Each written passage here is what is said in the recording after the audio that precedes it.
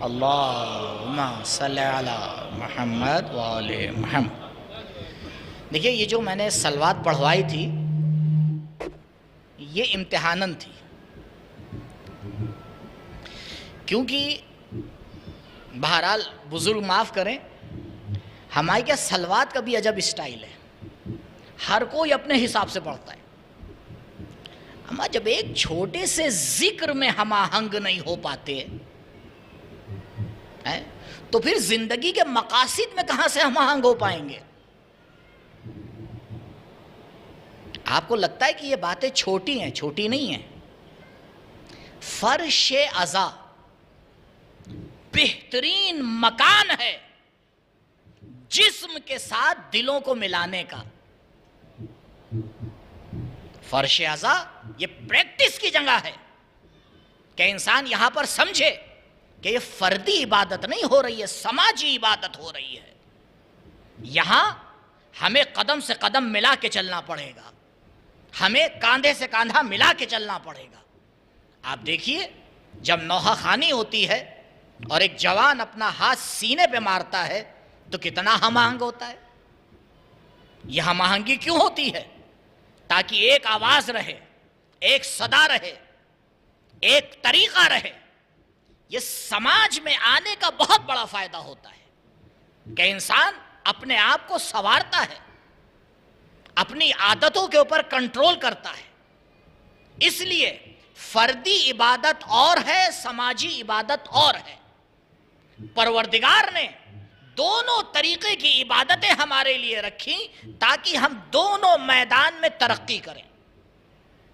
مجھے آج سے لے کے اگلے 9 دنوں تک فردی عبادت سے کوئی کام نہیں ہے، سارا ہمارا کام ہے سماجی عبادت سے۔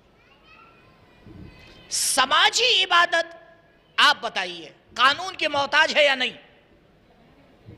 فردی عبادت میں اتنے قانون نہیں چاہیے ہوتے، لیکن سماجی عبادت میں بہت قانون چاہیے۔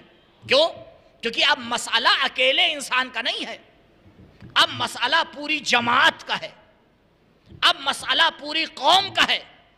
اس لیے اسلام نے ہر جگہ جہاں جماعت اور گروہ کی بات آئی ہمیشہ نئے قانون بنا کر بتایا کہ طریقہ کیا ہے۔ اور اس نے سب سے پہلے آ کے ایک قانون بتایا، لا بد لکل قوم من امیر بر او فاجر۔ امیر کائنات علی ابن ابی طالب علیہ السلام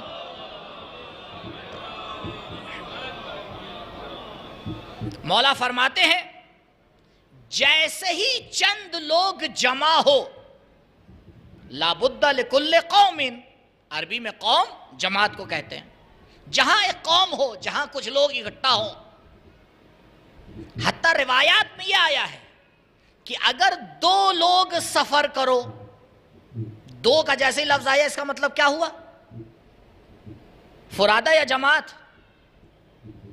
جماعت نا۔ اب روایت کہہ رہی ہے اگر 2 لوگ سفر کرو تو 2 کے درمیان میں سے کسی ایک کو اپنا امیر بناؤ، کسی ایک کو اپنا امیر بناؤ۔ کیوں؟ کیونکہ سفر میں تمہیں کچھ فیصلہ لینا ہوگا، تو تمہارا دل کچھ اور چاہے گا، اس کا دل کچھ اور چاہے گا، اختلاف شروع ہو جائے گا۔ لیکن اگر پہلے سے تم نے طے کر لیا کہ بھائی اگر اختلاف ہوا تو اس کی سننا ہے، تو اختلاف ہوگا لیکن بڑھے گا نہیں، بڑھے گا نہیں، وہیں ختم ہو جائے گا۔ تو جیسے ہی جماعت کی بات آتی ہے، جیسے ہی قوم کی بات آتی ہے، فوراً اسلام آ کے قانون دیتا ہے کہ دیکھو اگر چند لوگ جمع ہونا تو یہ نہ کرنا کہ ہر کوئی اپنے حساب سے چل رہا ہے۔ ایک جماعت کھڑی ہوئی کہ بھئی شاہ نجف میں مجلس عزا ہونا ہے، 3 4 5 6 مجھے نہیں معلوم کتنے جوان جمع ہوئے۔ اب اس میں سے ہر کوئی اپنے فیصلے پہ چلنے لگے۔ ایک ہے بھائی دیکھیے کہاں آپ نے ممبر باہر لا کے رکھ دیا، بارش کا زمانہ ہے، بارش ہو گئی تو کیا کریں گے، ممبر اندر رہنا چاہیے۔ دوسرا کہے کیسی بات کر رہے ہیں، میں نے پورا چیک کر لیا ہے، کوئی خبر نہیں ہے بارش کی، ممبر باہر ہونا چاہیے۔ ایک نے کہا مائک فلاں سے لگوائیں گے، انہوں نے کہا ماں چھوڑیے، اس سے لگوائیں گے۔ آپ بتائیے رزلٹ دیجیے۔ میں اس کہانی کو بھی آگے بڑھاتا جاؤں تو آپ بخوبی واقف ہیں، کیونکہ الحمدللہ ان مرحلوں سے آپ سب گزر چکے ہیں۔ ہر کے گھر پر فرش ازا بچھائے، سب سے پہلے تو مسئلہ یہی شروع ہو جاتا ہے کس مولانا کو بلایا جائے، یہیں سے بات شروع ہو جاتا ہے۔ نہیں، اب وہ آدھے گھر والے کسی مزاج کے، آدھے گھر والے کسی اور مزاج کے، اب جس کا پلہ بھاری ہو جائے، اب ادھر والوں کا پلہ بھاری ہو گیا تو ادھر والے سننے کو نہیں تیار، اب ادھر کا پلہ بھاری ہو گیا تو ادھر والے نہیں تیار۔ کیوں؟ کیونکہ مسئلہ یہی ہو گیا ہے، جماعت میں فیصلہ لینے کا اختیار ہر ایک کو نہیں ہے۔ جیسے ہی چند لوگ جمع ہو، مولا فرماتے ہیں لا بد لکل قوم من امیر، دیکھو جب بھی جماعت کی شکل اختیار کرنا تو اپنے درمیان ایک امیر کو آ کے چننا، ایک ایسے کو چننا جو تم سے بہتر ہو، جو فیصلہ لے سکتا ہو، اور دیکھو جب اسے چن لینا تو پھر مخالفت نہ کرنا، جب اسے بنا لینا تو پھر مخالفت نہ کرنا۔ اللہ اکبر۔ اب آپ بتائیے، جو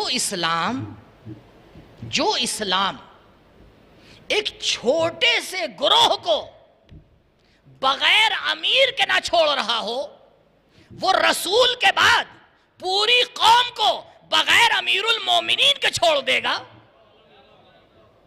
آپ بتائیں ممکن ہے؟ آپ نے غور نہیں کیا؟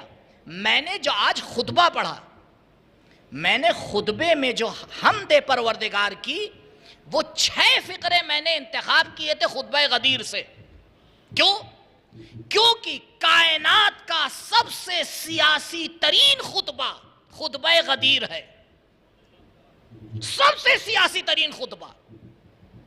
اگر کسی کو سیاست کے اصول سیکھنا ہے تو آئے خطبہ غدیر کا مطالعہ کرے۔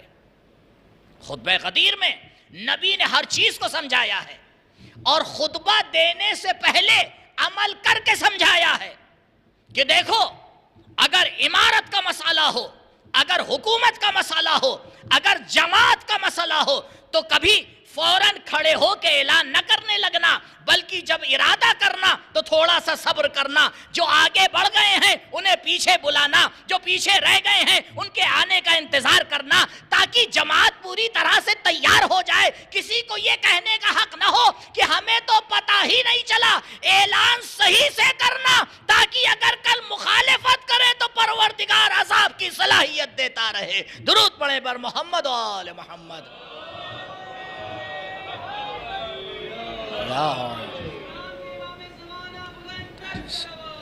اللہم صلی علی محمد و آل محمد۔ جیسے ہی جماعت کا مسئلہ آیا، اسلام نے آگے بڑھ کے انسٹرکشن دیے کہ ایسا نہیں کرنا۔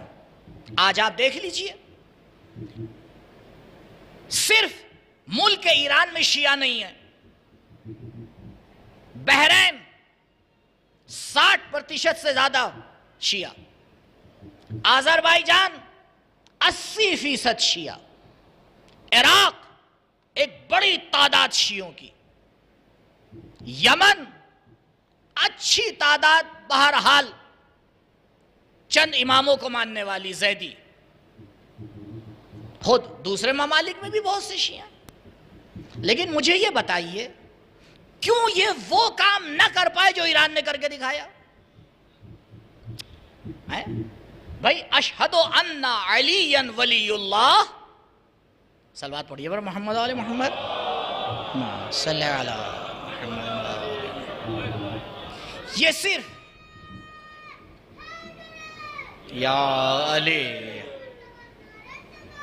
اللہم صلی علی محمد و آل محمد، فقط کیا یہی ملک ہے جہاں کلمہ شہادتین پڑھا جاتا ہے؟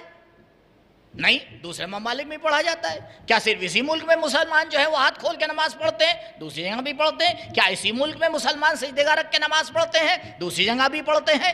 کیا ان کے طریقے الگ ہیں؟ کہا نہیں، دیکھ لو، عزاداری بھی تمہاری طرح کرتے ہیں، نماز بھی تمہاری طرح پڑھتے ہیں، سب کچھ ویسا ہے۔ پھر